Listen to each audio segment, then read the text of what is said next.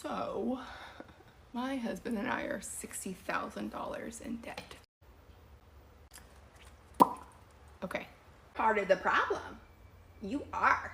Let me explain how we got here. In June of 2022, we had a good amount of savings and decided that our home that we've been living in for a couple years just needed some maintenance and some upgrade. You can see behind me, we live in like a very normal house, but there were some things like on the outside where our stucco was falling off, so we needed to have that repaired. We had our house painted, we upgraded our bathroom a little bit, and also decided to pay off my husband's private student loan because the interest is not great. And so we had plenty of savings and we decided to just drain those bad boys. We both had really stable jobs. We would be able to squirrel away some money over time and build back up our savings again. 2 weeks later, unexpectedly, I was laid off from my job. And I'm the breadwinner of our household, so it did not go well. I was unemployed for about 7 months. Thank goodness I had social media to keep us afloat for a little bit, but here's the deal. We had to put a lot of stuff on credit card to be able to keep ourselves afloat. So anything that could go on a credit card went on a credit card. And that allowed my husband's income to pay for our mortgage, our car payments, our daycare, things like that. But everything else went on a credit card. We cut back as much as we could, but there's still a lot of expenses. We finally decided to do a debt consolidation loan, and it's about $65,000. And we're gonna try and pay it off. We did a 5-year loan plan, but we're gonna try and pay it off in the next 2 years if I can finally get that OnlyFans account going. I'm just kidding, I'm not gonna do OnlyFans, but that's our goal. One of our kids gets out of daycare this year. We've spent $36,000 a year on daycare, so one of them graduates this year, the other one goes to VPK, so that'll save us a little bit of money. Our hopes are that we're able to put a lot of what we were already paying for daycare towards this loan and get it paid off sooner than planned. But your girl loves to shop, so I'm gonna have to do some shit to keep myself accountable to this. So I'm coming on the internet and telling you what my deepest, darkest secret. Buying a puppy when you're in $60,000 of credit card debt is not a good idea. I'm just saying. $60,000 in debt. For what? Make it make sense. Let's hear it.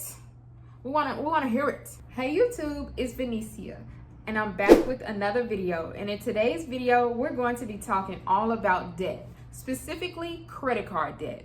I have experienced a large amount of credit card debt over the past year or so. Why do you have so much debt at 20, dude? Mostly because the job that I was working laid me off, and I was also running up a lot of bills due to medical issues.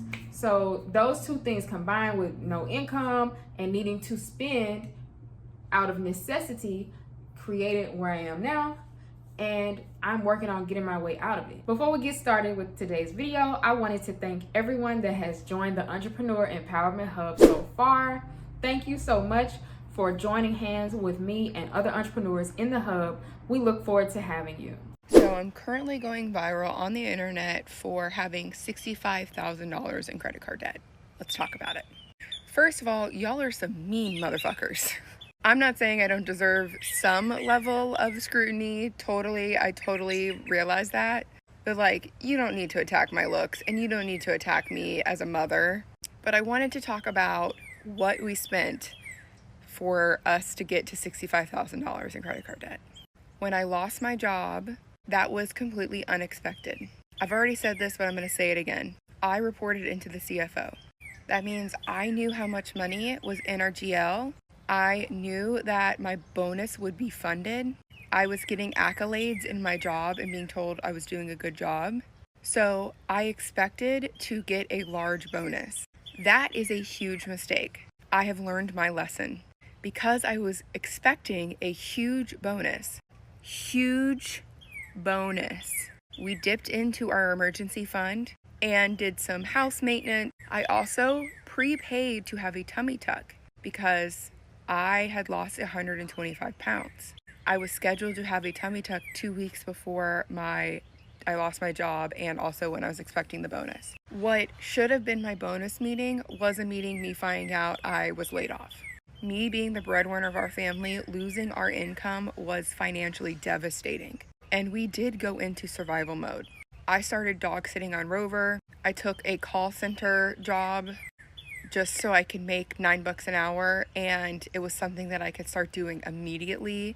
My friend owned the company, that's why. I started pitching small businesses social media packages so I could run their social media. I started taking any sort of UGC deals that I could get.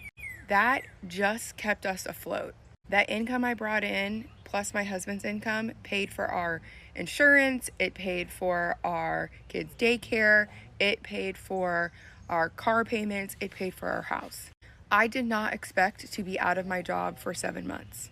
I got through a very long interview process, being told through the interview that I was going to get an offer, to find out after 3 months that they eliminated the position before I even started.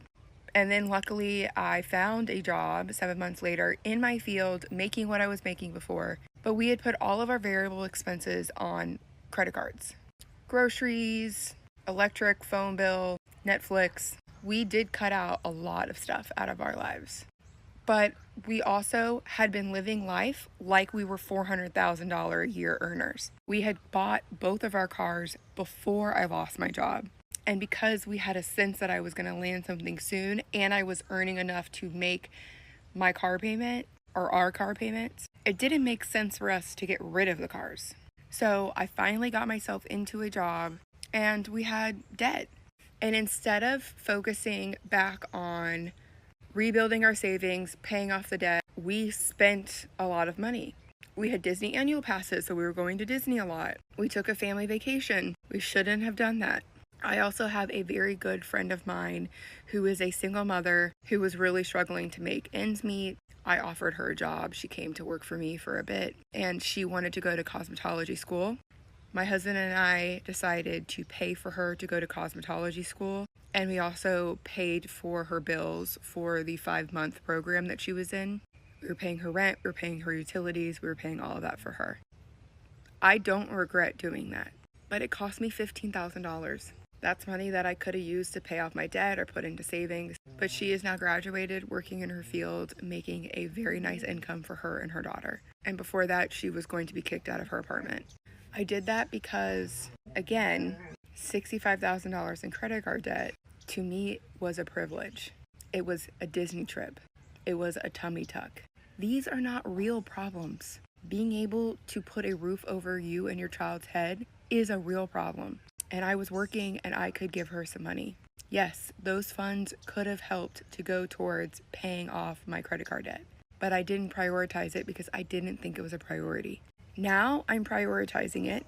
Again, by not doing stupid shit, I can pay it off in a few months. And I came on the internet to talk about my credit card debt because I want people to understand that even if you make what we make, you can lose your job. You can make one dumb financial move and be fucked. Thank God it's not like a health issue. Just losing my job was what caused this. And also using my emergency fund for something really not that important. Okay, let me tell you a story. I'm just going to take a number off the top of my head. I think I'm $20,000 in credit card debt. And before you judge, but I don't really care if you judge, I'm going to tell you why I have that much credit card debt. So at the beginning of this year, my fiance and I were going through like a rough patch. We had a 1-year-old and I had just had another baby.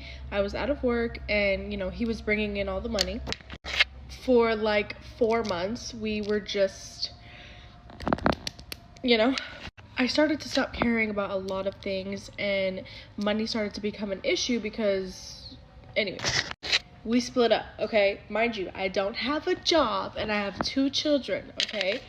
We split up, I moved out of the house, the whole plan is to sell the house, whatever. I didn't have a job, so I stopped paying my credit cards. I stopped paying my credit cards in January of 2023.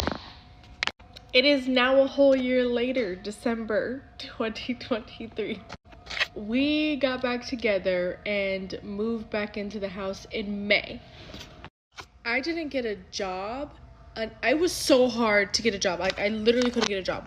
By the grace of Jesus Christ himself, I got my old job back. What? I got my old job back, but I technically didn't start until the end of May, beginning of June. Yeah, beginning of June.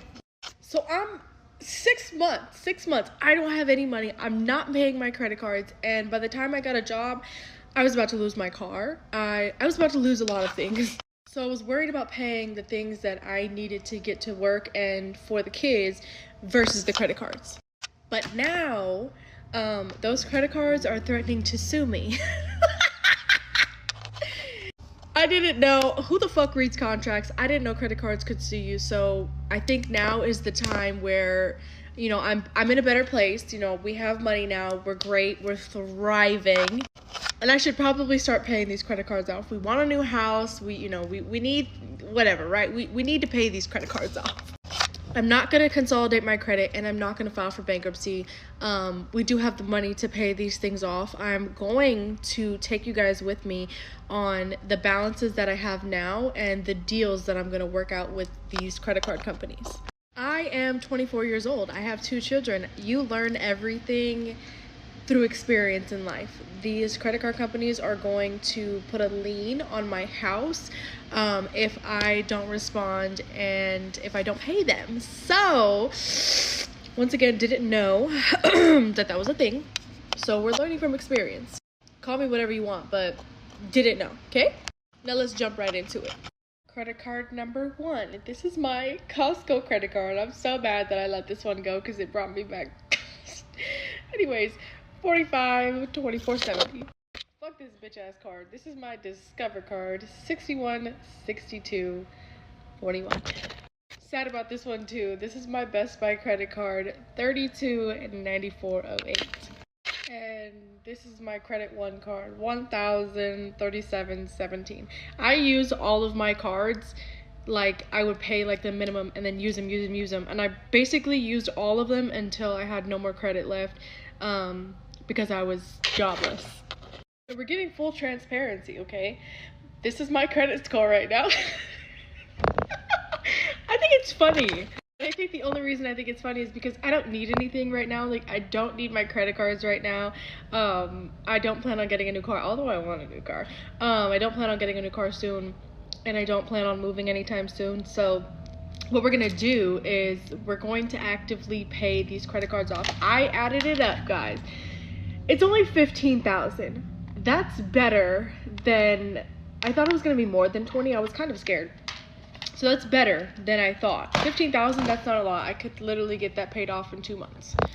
So, yeah, but I'm gonna take you along. Let's start calling these people. So tune into part 2 to see what we can do on these numbers and how these people want to be paid. I definitely need to call Discover first though, because they're the motherfuckers that are trying to take my house.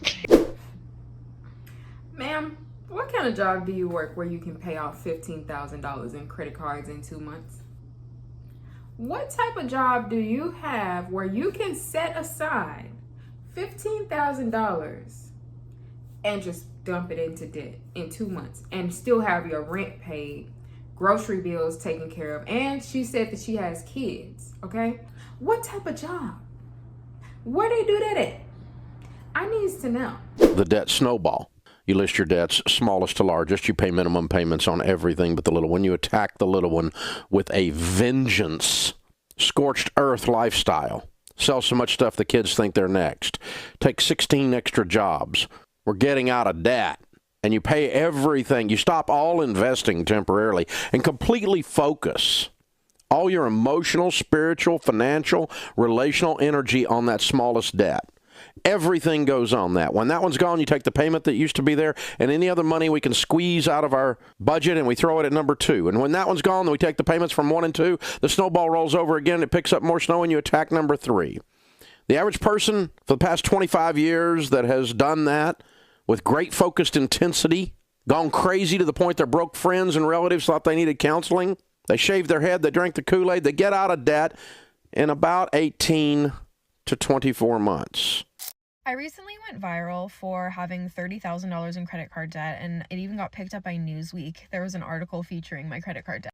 And throughout the comments, a lot of people have been recommending different, financial gurus. And of course, people have been recommending Dave Ramsey. So here is why I do not subscribe to Dave Ramsey's snowball effect and his approach in general. So for starters, the entire premise of his plan hinges on having extra money to put towards. So you pay off everything. You pay your bills, you pay all your credit cards, you pay all your debts, and then any extra money you have, stop right there. Who the fuck has extra money?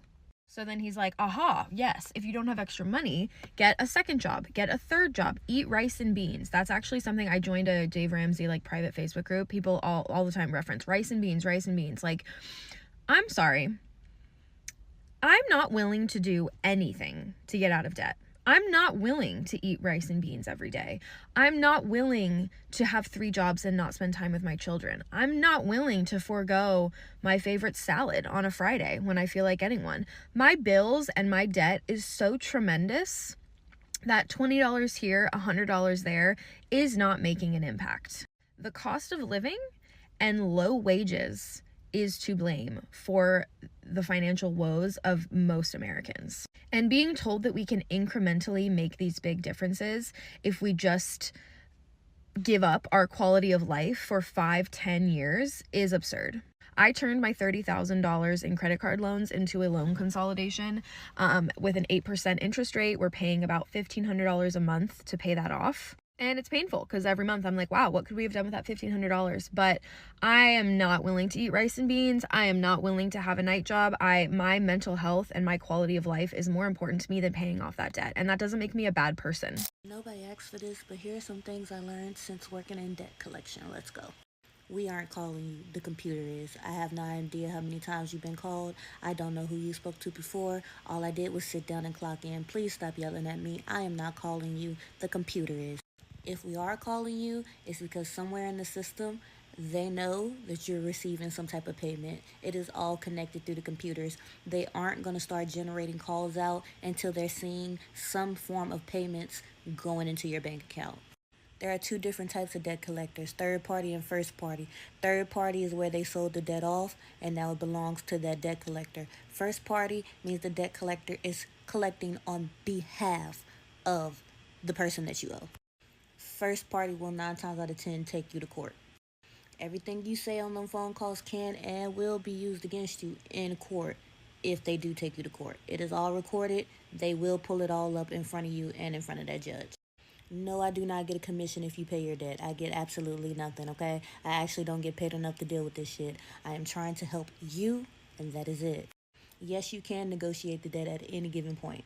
There are always 3 options available for you when we call. We're always going to try to get you to pay the whole amount, but there's always 2 other options, and they're usually, the first option is 15%, then the second option is a 20%, and then after that, the supervisor can do a certain amount, the person above the supervisor can do another certain amount, etc., etc., etc. You can always negotiate your debts. You do not have to pay the amount that's actually owed. The older the debt, the more desperate the debtor. So you can really, really negotiate pretty low. You do not need to sit on the phone, cursing us out, sitting in silence, yelling or whatever. You can simply just tell us to not contact you again, and we never will. But if you don't say out of your mouth verbally that you do not wish to be contacted in any forms, the computer is going to continue to contact you. Girl, you're up. I can't imagine working for a debt collection agency. Be for real. How do you sleep at night? How do you feel comfortable being one of the people that's going after somebody that's having financial hardship? I would never want to work as a debt collection agent. That's insane to me. I couldn't do it. Story time, related, unrelated. When I was in college, I got the opportunity to be one of the people that go around the parking lot and put tickets on people's cars when they don't have the parking pass, right? But I remember my aunt told me, do not take that job because the way that people are going to treat you or the hatred that you're going to get for working this job is not worth the money, right? And it's wow, I really see what she's saying later down the road where I would have not enjoyed having people hate me for being that person that put tickets on their car. And then it turns out later down the road, the university made millions of dollars just from parking violations alone, just from charging students that already don't have enough money to go to college that already are probably taking out debt or having to borrow money from their parents or whatever just to go to school or busting their butt at a job, this college is making millions off of parking violations. Even in my job now, people call in trying to pay a bill and they're often frustrated. They're going off on me. They're like, y'all raised my rates. This is too high. This is too much. I cannot afford this. This type of conversation that they have with me is very stressful. Like this girl just said her job auto dials these people. So you're going after them, right? The customers I deal with, they're calling me. They're frustrated and they're dialing our company number. And I already have to hear it when they are frustrated about their rates and they dealing with their policy about to be canceled and there's all this stress and commotion. I cannot imagine how it feels for you to have to work that job. Like, does that not give you bubble guts? How do you sleep at night? Finally, somebody that has some sense. Millennials, quit whining. I paid off $150,000 in student loans, and I own a $400,000 home because I save. Maybe you should be more responsible. It's not that hard. I make coffee at home. I bus instead of Uber. You don't have to Uber or Lyft everywhere. You have 2 feet, walk. I shop sales. I don't need the newest, nicest thing every single day. And also, you know, I had my parents pay off my loans and buy me a house because I'm daddy's special boy. Because I deserve it. I earned that. I earned them buying me that house. I deserve it. If you guys would just put in a little bit more effort, you know, maybe if you ate at home every day instead of eating out, make your own coffee instead of getting Starbucks. Stop racking up all of that insane credit card debt. I don't care if you need the credit card to pay your bills because your job doesn't pay you a livable wage. That's your problem. It's also not my problem that you don't have rich parents. Work harder. I paid off one of my student loans a couple weeks ago, and I went back in today to go and make another payment, and I noticed that that loan still had about a $25 balance on it, which is strange to me because I know that I paid the exact amount of the remaining balance the last time I made a payment. Anyway, I looked at my transaction history, and this is what I found. A 10-cent interest charge, a $24 interest charge, and my $5,000 payment. This is in order of most recent to least recent. They charged me interest on my loan after I had already paid it off. Needless to say, they will be getting a phone call in a few minutes. Basically, he's dealing with the fact that interest accumulates daily.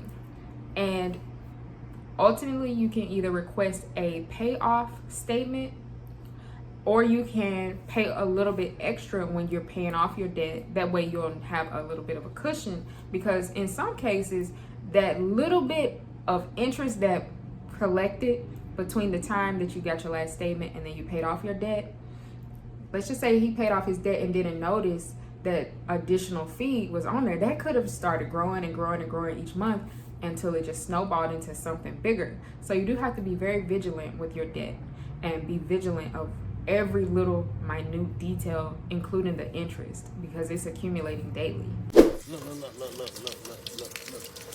Look at this. Somebody come look at this. Look at this. Somebody come and look at this.